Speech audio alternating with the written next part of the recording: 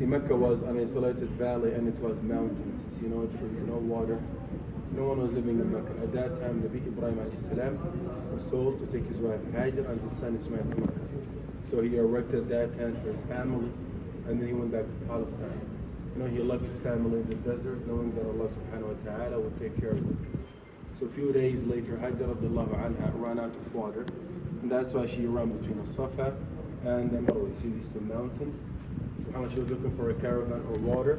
After she had taken several routes between these two mountains, Jibreel alayhi salam came down and struck his wing onto the ground. And you see the water started gushing out from there. She was trying to collect the water, she was singing Zamzam. That's what we call it, Zamzam well. The Yemeni people used to go to Syria on business, and all the way back to Yemen.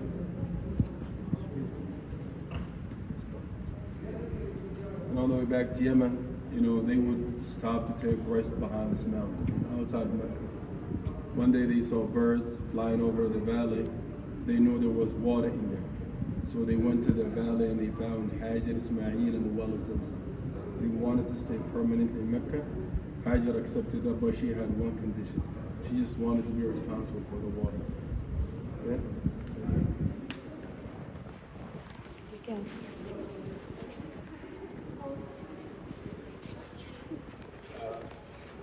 After the death of Hajar, Nabi Ibrahim came back to Mecca and Allah told him to rebuild the Kaaba.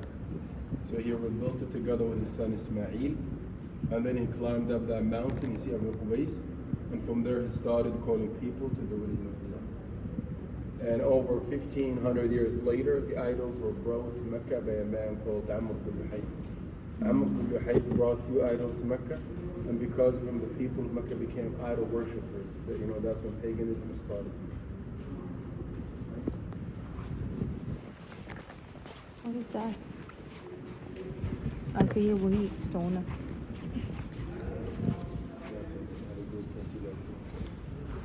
200 years prior to the birth of Nabi Muhammad sallallahu alaihi wasallam, Qusay bin Kilab gathered the people of Quraysh from the surrounding valleys. They conquered Mecca, and Qusay became the ruler.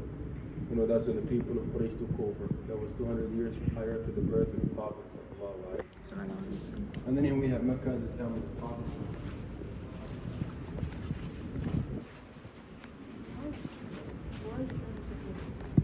See that wall around the Kaaba? It was like haram, you know, forbidden area. People were not allowed to do certain things within that wall.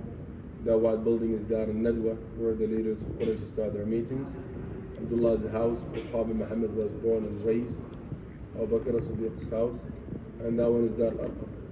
Al-Arqam was one of the Prophet's companions. His house was like a hideout or a secret school. So we'll talk more about it when we talk about the Sirah of the Nabi. Behind you here, we have the Kaaba, we got it here. When Nabi Ibrahim came to Makkah, the Kaaba wasn't existing. It had been destroyed by the floods. So Nabi Ibrahim had to dig through this pile of dirt to find the foundations. He found them and then he started raising the walls of the Kaaba. That's how big Nabi Ibrahim made it, 15 by 10 meters. You see, he made it roofless and he made 2 doors forward. 2,500 years later, the Prophet's family, Quraysh, wanted to rebuild the Kaaba, but they didn't have enough halal money, and that's why they made it smaller. So they made it 10 by 10. And then they added the semicircle to the Kaaba to make it 15 by 10. So from that corner up to the end of the semicircle, that's 15 meters. Now when you do tawaf, you must do it from the outside. You know, you cannot do it from the inside. When you're in that area, it's as though you're inside the Kaaba. Nabi Muhammad said to Aisha radiallahu anha, if your people, meaning Quraysh, if your people were not new in Islam, I would have rebuilt the Kaaba. I would have made it back to the Kaaba for Nabi Ibrahim alayhi salam. So his intention was to return the Kaaba to the original size, but because the people of Quraysh were new in Islam, he was afraid that the people of Quraysh might not accept it. He just kept it that way, but he told Aisha about it and about his intentions. And Aisha told her nephew Abdullah bin Zubayr. When Abdullah became the governor of Medina, you see he returned, Medina, Mecca. He returned the Kaaba to the original size. See, 15 by 10. Can you go down, guys? Let's see together. Yeah. So he made it. Abdullah bin Zubayr made it 10 by 10. Sorry, 15 by 10. Back to the Kaaba of Nabi Ibrahim alayhi salam. You know, just the way Nabi Muhammad wanted it to be. And then 10 years later, Hajjaj bin Yusuf made it smaller again and he put back the semicircle. And that's how it is today. So since the time of Hajjaj, no one has changed the Kaaba. It's been the same for the past 1300 years. Back in 1639, the Turks wanted the Kaaba to be the highest building in the city, and that's why they made it tall. They made it 15 meters high. And the very last one is for King Fahd. King Fahd renovated it in 1997. Okay, but the structure is pretty much the same. So why the Hajjaj reduced from that 15 meter to 10 meters? Smaller, because not many people knew about the hadith of the Prophet. Yeah, not many people knew about the wish of the Prophet at the time. And also during the Khilafah Abbasiyya, one of the Khulafa wanted to make it bigger again, 15 by 10.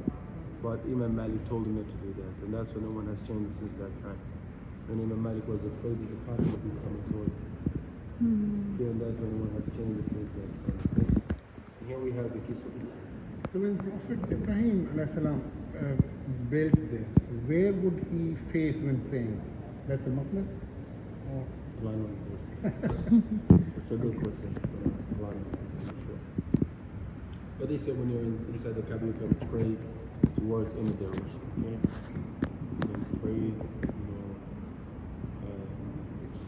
Allah knows best. But what point was Hijr Aswad? Hajar Aswad? Yeah. Hajar Aswad, most of the scholars say Jibreel brought it down to Nabi Ibrahim. So it's been there since the time of Ibrahim. Okay? This is the Kiswa. Kiswa is the cloth of the Kaaba. This one is 230 years. The cover of the Kaaba. This one is 230 years old. From the Ottoman Empire. 230 years old. Turks used to make the Kiswa in Egypt. And subhanAllah, they used to carry it all the way to Mecca inside carriages. And you see the red one over there? That's one of them. See, it's like a tent line or something. See, that's the actual carriage. 236 years old in the Ottoman.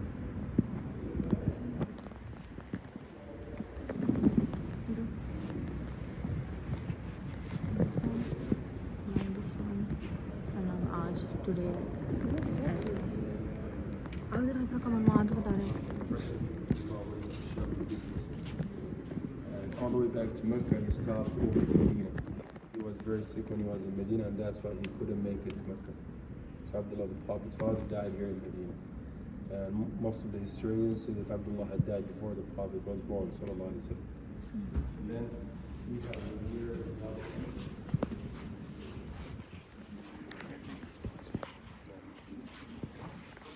the man on the elephant is Abraham. Abraham built a church in Yemen.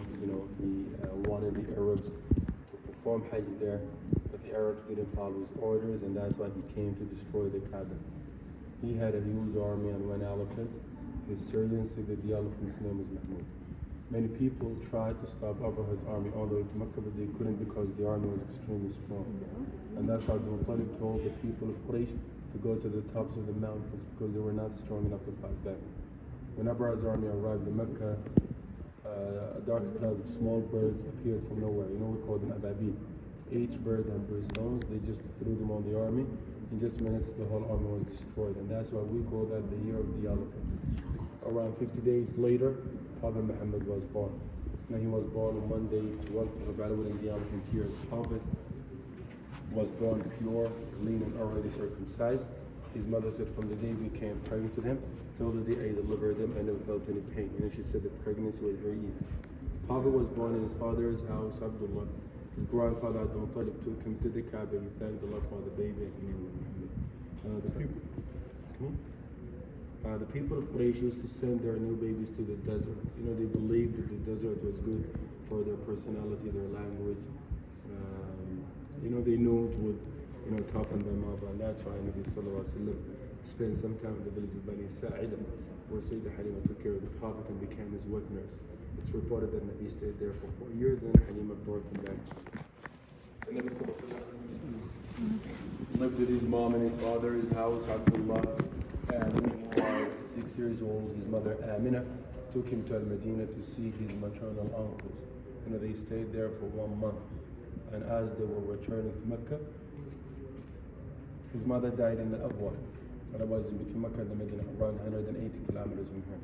So by the time he was 6, he had lost both his parents, His mother is servant Ma'iman al-Habashiyya, took him back to Mecca and gave him to his grandfather. And the grandfather died 2 years later. His uncle Abu Talib became his guardian. Abu Talib was a businessman at the time, he wanted to take the Prophet to Sham to teach him business. On the way to Sham, a priest by the name Bahira saw the seal of the Prophet ruled in the back of Nabi. Nabi had a mark on his back, he called that Khatam al-Nabuwa. Priest recognized that mark, he knew that was the Prophet.